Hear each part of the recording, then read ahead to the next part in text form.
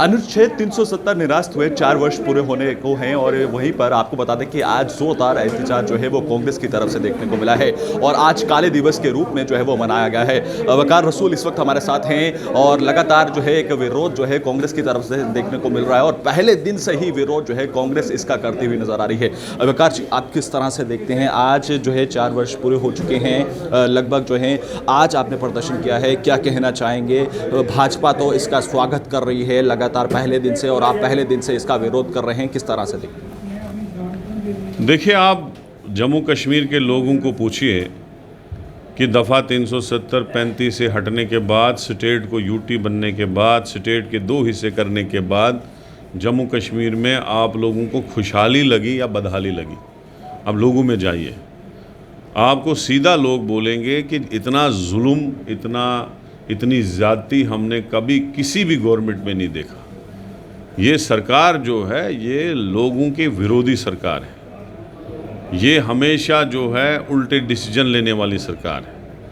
इसी सरकार ने एपटेक जैसी कंपनी यहाँ एंगेज की, जब पूरा प्रोटेस्ट हुआ, अपोजिशन इन्वॉल्व होगी, तब जाके उसको वापस लिया, जिस एपटेक कंपनी ने दुनिया के स्कैम किए थे।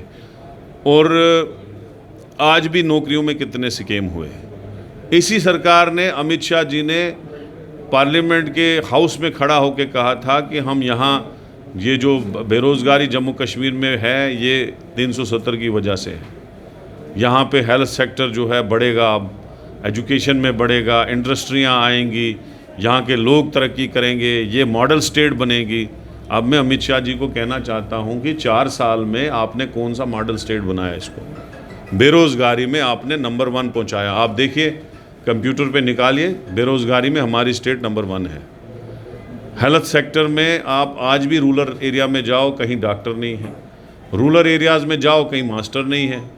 आपने हर स्टेट में आप 5 साल के बाद इलेक्शन करते हो, आपने यहाँ इलेक्शन करना बंद किया।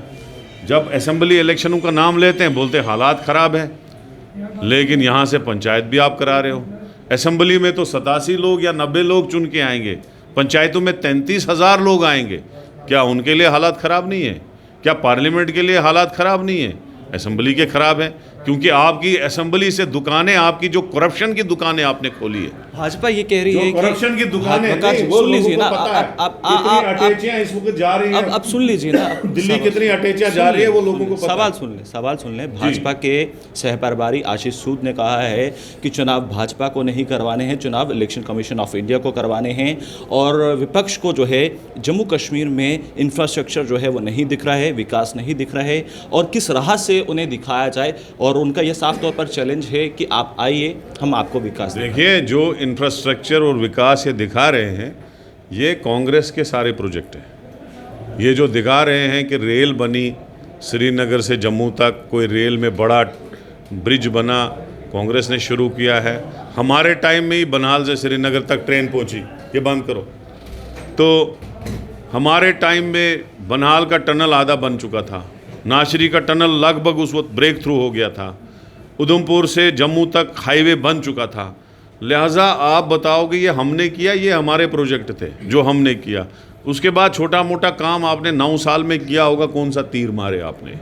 लेकिन जो आपने बदहाली की स्टेट की, जो एक हिस्टोरिकल स्टेट, महाराजा की दी हुई स्टेट हमको गिफ्ट में, जिसमें स्पेशल स्टेटस था, वो आपने ख़त्म किया।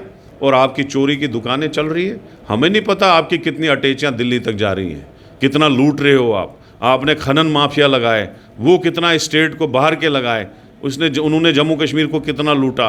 आपने घर घर शराब की दुकानें डाली, आपने एक गरीब अपाहिज विधवा का पेंशन तक बंद कर दिया। यही आपने विकास किया। आपने एक गरीब को घर के बाहर स्मार्ट मीटर लगाया, वो भी प्रीपेड। अगर बिजली का पैसा खत्म होगा 6 महीने उसकी बिजली बंद रहेगी। यही डेवलपमेंट है। आपने जो हमने रोशनी में लोगों को जमीन दी थी, आपने वो तक छीनी। बोर्ड लगाए, जो चुनाव होते हैं, जमींदारी करता था उसमें वहां जा नहीं सकता, उसको FIR लगती है। यही चीजें आपने की। रो रहे हैं इनके सेक्शन। चुनाव होते हैं तो आप और आपकी पार्टी किस तरह से जम्मू कश्मीर की जनता के लिए मैनिफेस्टो लाएगी और तब्दीली लाएगी? चुनाव होते हैं, कांग्रेस हमेशा गरीब परस्त, बेरोज़गार परस्त, क्योंकि बेरोज़गारी बहुत बढ़ गई है यहाँ, हद से ज़्यादा है। हमें सबसे पहले बेरोज़गारों का सोचना है, हमें सबसे पहले गरीबों का सोचना है।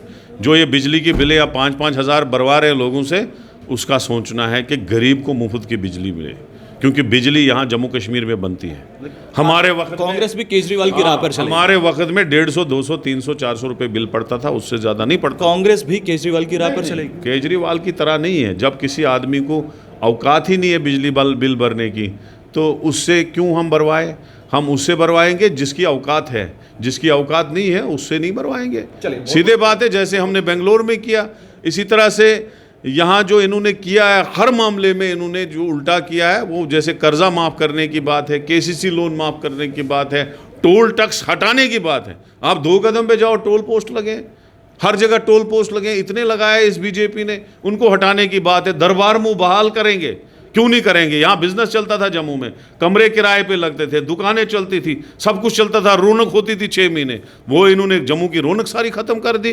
क्यों नहीं करेंगे? पहला सेटअप होगा कांग्रेस का, सबसे पहला ऑर्डर दरबार मुँह बहाल करना। चलिए बहुत बहुत शुक्रिया। तो आपने देखा कि गुलिस्तान से बातचीत करते हुए ये बड़ा ऐलान किया है कि सबसे पहले जम्मू कश्मीर में यहाँ पर दरबार मूव को बहाल किया जाएगा, और अनुच्छेद 370 हटने के बाद जो है जम्मू कश्मीर में लगातार कांग्रेस जो है वो इसको लेकर अपनी आवाज़ रखती हुई नजर आ रही है। और गुलिस्तान न्यूज़ के साथ कैमरा पर्सन दीपक कुमार के साथ जम्मू से, धन्यवाद।